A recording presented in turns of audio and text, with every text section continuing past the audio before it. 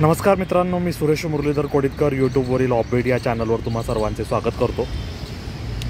मित्रांनो, मागे आपण फिट्झगेराल्ड ब्रिजवर जो 1867 साली इंग्रजांनी बांधलेला पूल होता आणि जो आत्ता पुणे महानगरपालिकेने बंद केलेला आहे आणि तो हेरिटेज वॉक म्हणून किंवा तिथं फक्त बसण्यासाठी अशी व्यवस्था केलेली आहे सकाळी आणि संध्याकाळी. आता बन गार्डनचा हा परिसर फिट्झगेराल्ड ब्रिज आणि बंड जे आपण इंग्रजांनी बांधलेलं होतं आणि त्याच्यावरून पाणी खाली पडायचं मुळामुठेचं, तो व्हिडिओ आपण केलेला होता. त्या बंडचं बांधकाम आणि त्याच्या म्हणजे नदीचा प्रवाह ज्या दिशेने वाहतोय त्याच्या उजव्या हाताला तयार करण्यात आलेलं गार्डन, असं हे बंड गार्डन आणि त्या बंडाच्या पुढे असणारा फिट्झगेराल्ड ब्रिज असा आपण मागे व्हिडिओ तयार केलेले आहेत, ते तुम्हाला आठवत असतील.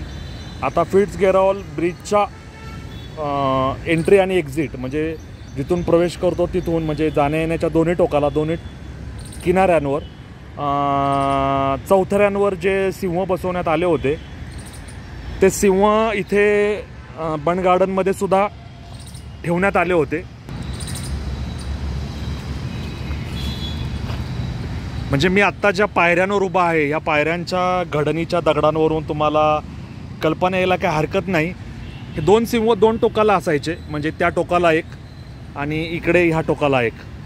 आता ह्या व्हिडिओमध्ये तुम्हाला जी सगळी दुरावस्था पाहायला मिळते त्याचं कारण हे की बन गार्डन हे आता काही अस्तित्वात राहिलेलं नाही आहे. हे बघा, हे बन गार्डनवरून येणारी आणि मुळा मोठा ओलांडून जाणाऱ्या मेट्रोचा मार्ग तुम्हाला दिसतोय. आणि त्यावेळेस हा जो रस्ता आहे इथे दाखवतोय मी, इथून लोक असं फिरायचे. हे मोठं गार्डन होतं, म्हणजे अक्षरशः पलीकडं सुद्धा होतं. आता जी ही ट्रॅफिक चाललेली आहे, हा ब्रिज अस्तित्वात नव्हता, त्यामुळे हे जे गार्डन होतं हे अखंड होतं असं या टोकापासून त्या टोकापर्यंत. म्हणजे हा रस्ता नव्हता अस्तित्वात, हा पूल आत्ता झाला आहे. बघा, त्या टोकाच्या पलीकडे सुद्धा तुम्हाला एक सिंह दिसतोय बघा, चौथऱ्यावर ठेवलेला, ते बघा. तर असं हे बन गार्डनचं जुनं अस्तित्व होतं आणि हे आता कालाच्या ओघात नष्ट होत चाललेलं आहे. मला माझ्या ह्या उद्यानाशी जुन्या आठवणी निगडीत असल्याने मी आवर्जून आज हे पाहायला आलेलो आहे. कारण इथं लहानपणी आम्ही यायचो, खेळायचो, बागडायचो. इथे छानपैकी हिरवळ होती, झाडं होती, या पायऱ्या होत्या, हे सिंह होते आणि अत्यंत चांगलं वातावरण राहायचं. आणि ह्या खाली ज्या पायऱ्या आहेत इथून आम्ही भटकायचो, उड्या मारायचो. आणि तुम्हाला समोर झाडी दिसत असेल, त्याचप्रमाणे त्या जाळ्या दिसत असतील बघा, त्या झाडीच्या पलीकडे तिथं बसायला त्यांनी बाकडे ठेवली होती. साधारण 10 फुटाचं अंतर होतं त्या जाळी आणि त्या बाकड्यांमध्ये. आणि त्या जाळ्यांना कटडे होते, त्या कटड्यावर हात ठेवून लोक पाण्याचा मुळामुठेचा प्रवाह पाहायचे आणि छान वारं यायचं, लोक तिथं बसायचे. आता ते सारं नष्ट झालेलं आहे. आणि आजचा हा व्हिडिओ करण्याचं दुसरं महत्त्वाचं कारण म्हणजे आता ह्या उद्यानाची झालेली दुरावस्था तुमच्या लक्षात येईल.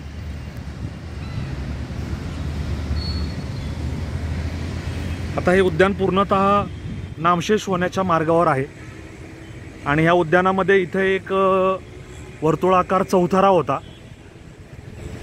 मला वाटतं मी त्या स्थानाच्या जवळपास आलेलो आहे, इथेच कुठेतरी होता. आणि दर रविवारी या चौथऱ्याच्या इथे कोरेगाव पार्क येथील अंधशाळेतील मुलांचा मला वाटतं गाण्यांचा कार्यक्रम असे आणि त्यांच्याकडे अत्यंत चांगली वाद्य होती, वादक होते आणि गायकसुद्धा होते आणि त्यांच्या वादनाचा कार्यक्रम इथं राहायचा. आणि तो चौथरा आता इथं नष्ट झालेला आहे, काहीच दिसत नाही आहे बघा. आणि मला आठवतं आहे इथं त्या चौथऱ्यावर वर्तुळाकार दगडी होता, तो वर छप्परही होतं ज्याला आपण आत्ता पोडियम वगैरे म्हणतो. आणि ते अंधशाळेतील विद्यार्थी अत्यंत सुमधुर आवाजात गाणी गायचे आणि लोकांना आवडेल, लोकांची इच्छा होईल त्याप्रमाणे लोक त्यांनी एक देणगी पेटी ठेवलेली असायची. त्याच्यात आपल्या इच्छेप्रमाणे लोक कोणी 11, कोणी 21, 25, 50, 100 अशा पद्धतीने आपापल्या पद्धतीने निधी देत राहायचे. आणि त्यांनी गायलेली गाणी अजूनही माझ्या कानात गुंजत आहेत. त्याच्यामध्ये मुकेशची गाणी असायची. मुकेशचं ते चल अकेला चल अकेला चल अकेला, तेरा मेला पीछे छुटा राही चल अकेला, हे गाणं मला आजही आठवतं आहे. आता त्यावेळेस मी ह्या चौथऱ्याच्या इथे ऐकलेली ती गाणी आणि आज इथे ही मेट्रो. काळ किती बदलला लोकांनो बघा. ह्या जाळीच्या पलीकडे, ह्या जाळीच्या इथे असणाऱ्या बेंचवर बाकड्यांवर बसून लोक नदीचं दृश्य न्याहाळायचे, नदीचा प्रवाह पाहायचे, चालायचे, ज्याला आज आपण जॉगिंग वॉकिंग वगैरे काहीतरी म्हणतो. आणि हा सगळा परिसर निसर्गाने समृद्ध होता, अजूनही आहे. झाडी या लोकांनी टिकून ठेवलेली आहे. आणि ते तिथं आपण पायऱ्या ते पाहिलं तिथं मगाशी आपण, ते पण अजून त्यांनी टिकून ठेवले. सिंह टिकून ठेवलेले आहेत. अन्यथा ह्याचं काय हाल झालं असतं मला माहिती नाही. येणाऱ्या भविष्यात काय होईल. बनगाडांचे 2 तुकडे पडलेत, रस्त्याच्या पलीकडे एक तुकडा, अलीकडे एक तुकडा. परंतु जुनी जी नजाकत होती ती आता राहिलेली नाही. हा चौतारा नाही. कोरेगाव पार्कचं अंधशाळा अजूनही आहे, अजूनही तिथून कामकाज चालतं. त्या अंधशाळेसाठी मी तिथल्या विद्यार्थ्यांसाठी लेखनिक म्हणून, रायटर म्हणून कामही केलेलं आहे. आणि अशा प्रकारे मला त्यांचा जुना सहवास लाभला आहे.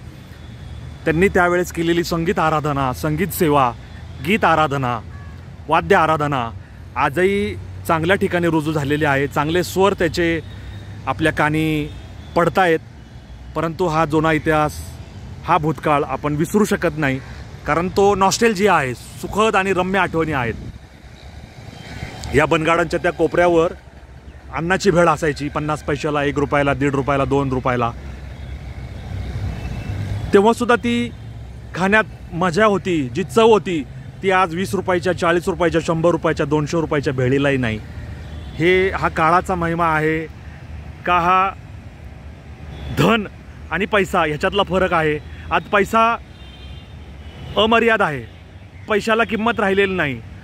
200 रुपयाची, 250 रुपयाची भेळ खाल्ली जाते, पण त्याच्यासाठी आवश्यक असणारी चव, त्याच्यासाठी आवश्यक असणारा आपलेपणा आणि ते वातावरण हे आपण कुठून आणणार विकत? तर ते विकत आणता येत नाही.